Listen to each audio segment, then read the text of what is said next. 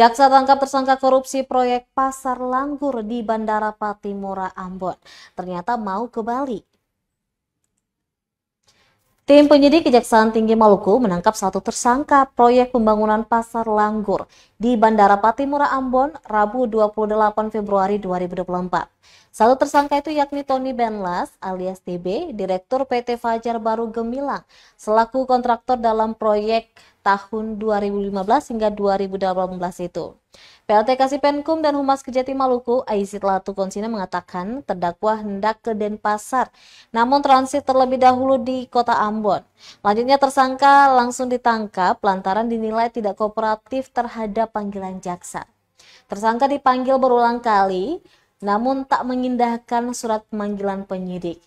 Sebelumnya dalam proyek pembangunan Pasar Langgur ini, Kejati Maluku juga telah menetapkan dua tersangka lainnya yang kini berkas mereka sudah masuk di pengadilan.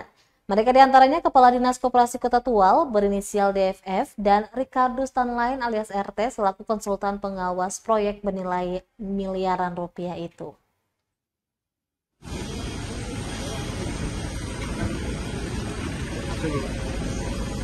Ini jalan aja mas, jalan ke lain.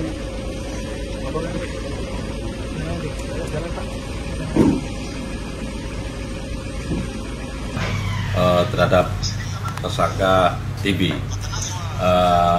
ini merupakan proses penyidikan yang sudah kita lakukan dalam tindak pidana korupsi pembangunan Pasar Langgur. Tadi pagi sekitar pukul 11 waktu itu kami telah melakukan upaya paksa untuk menghadirkan yang bersangkutan di kantor Kejati untuk melakukan proses selanjutnya.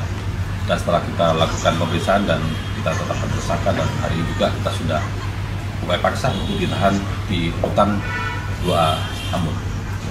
Hari ini kami ada upaya paksa dan beberapa kali panggil. Jadi sementara kami di kantor. Download Tribun X sekarang, menghadirkan lokal menjadi Indonesia.